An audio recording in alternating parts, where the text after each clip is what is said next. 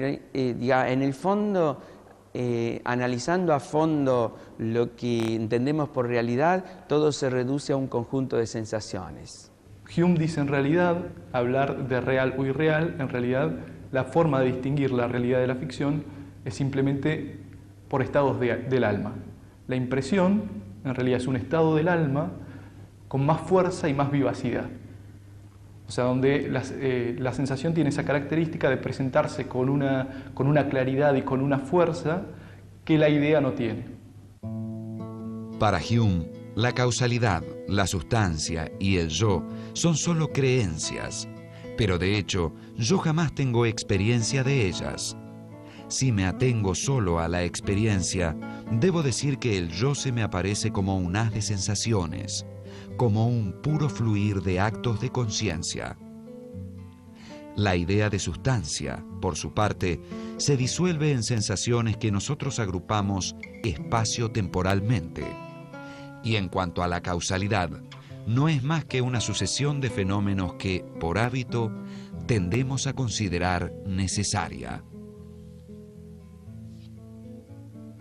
Para Hume, el modelo que emplea en su pequeño abstract es muy sencillo, es el modelo de dos bolas de billar en una mesa de billar. Entonces, mediante el análisis de este caso, él pretende mostrar algunas tesis sobre la causalidad y la inducción, la inferencia inductiva. En Hume se puede considerar que están empaquetadas o que van conjuntamente su tesis sobre la causalidad, su tesis sobre la inducción y su tesis sobre las leyes naturales. Y conectada con su tesis de las leyes naturales, su rechazo a los milagros. Estas cuatro nociones son como solidarias en la filosofía humeana. El problema de la causalidad está ligado al problema de la inducción en Hume. Es decir, por el hecho de que observemos un cisne blanco, 10 cisnes blancos, 10 millones de cisnes blancos, 1000 millones de cisnes blancos, no podemos en sentido estricto concluir que todos los cisnes son blancos, porque eso, en fin, va a ser conmovido cuando, en fin, pensemos en una visita a Australia, cuando aparezca el primer cisne negro. O sea que el problema de la inducción, que es un método muy aceptable, pero sin embargo tiene un gravísimo problema con respecto a su fundamentación o justificación. Es decir, porque los mismos principios que justificarían la inducción, el principio de regularidad de la naturaleza, por ejemplo, han sido obtenidos inductivamente. Por lo tanto, no justifican ni fundamentan absolutamente nada.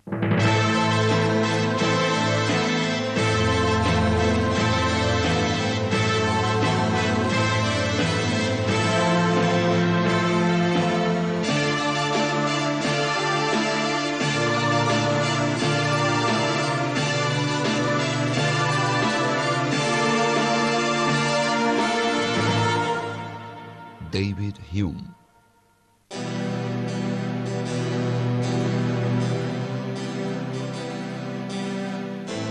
Los dos primeros libros del Tratado de la Naturaleza Humana, escrito en 1737, fueron publicados en 1739. El tercero en 1740. Poco más tarde, entre 1741 y 1742, Hume publicó sus ensayos sobre moral y política, que le dieron cierto éxito intelectual y material. Lo que lo alentó mucho y lo levantó del desaliento que había causado el fracaso de su tratado sobre la naturaleza humana fueron los ensayos sobre moral y política, que le dieron cierto renombre social y cultural. El motivo a mí me parece que es el estilo menos apasionado, más reposado, y luego el hecho de que esa obra no tiene la estructura de un tratado, que es mucho más pesado para leer, y además tocó temas que interesaban al gran público, por ejemplo, temas de economía, temas sobre el enriquecimiento de las naciones, opiniones sobre el trato social, sobre las relaciones políticas. Entonces agradó mucho eso y comenzó el periodo próspero, digamos, que le permitió con el tiempo a Hume tener una vida bastante holgada, incluso económicamente, como él confiesa en su autobiografía. El moderado éxito de sus ensayos sugirió a Hume la idea de reescribir su tratado. La reelaboración de la primera parte sería publicada recién en 1748 y luego nuevamente en 1751 bajo el título Investigación sobre el entendimiento humano. En ese mismo año publicaría la refundición de la última parte del tratado bajo el título Investigación sobre los principios de la moral. De ese primer núcleo del Tratado sobre la Naturaleza Humana salieron dos obras importantes, una sobre el entendimiento humano, que abarca la teoría del conocimiento, y otra sobre los principios de la moral, ¿no?, que corresponden a desarrollos de los dos primeros libros del tratado primero y del tercero, que había sido dedicado a las pasiones, aplicado a la moral. O sea que no solamente fundamenta nuestros juicios morales y lo que es bueno y lo que es malo, sino que al mismo tiempo determina la condición política del hombre, ¿no? Y el reunirse en sociedad con otros. Entonces yo me reúno en sociedad con otros porque soy capaz de sentir como los otros sienten y saber lo que es agradable para todos o desagradable para todos, o justo o injusto. Entonces esa es un poco la idea central o el fundamento a través del cual Hume después desarrolla toda su moralidad y su perspectiva política o su teoría política, ¿no? Se juzga que es justo aquello que en lo cual nos ponemos de acuerdo con cierta imparcialidad para poder convivir y buscar la utilidad recíproca. De modo que el criterio de lo que es justo y lo que es injusto lo establece la sociedad con sus costumbres. Los ensayos y la reelaboración del tratado dieron a Hume un discreto reconocimiento, pero a la vez le hicieron fama de escéptico y ateo. Por ese motivo, ya en 1745 se le negó una cátedra en la Universidad de Edimburgo. Hume necesitaba, pues, un trabajo, y lo encontró, primero como preceptor del marqués de Annandale y luego como secretario del general St. Clair en una frustrada expedición al Canadá contra los franceses.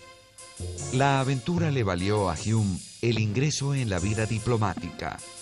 Fue secretario de embajada en varias ciudades europeas, volvió a su ciudad natal y trató nuevamente de obtener una cátedra en la universidad, esta vez con el respaldo de su amigo, el economista Adam Smith. Pero otra vez fue rechazado en virtud de sus opiniones religiosas. En 1752 obtuvo un puesto muy importante en la biblioteca de Edimburgo. Eso le dio una tranquilidad muy grande para no tener preocupaciones ni de docencia ni nada por el estilo, un sueldo, entonces se dedicó de lleno a la elaboración de sus obras de historia de Inglaterra. Hizo una primera parte del reinado de los Tudor y luego retrocedió a la historia de Inglaterra desde Julio César hasta Enrique VII.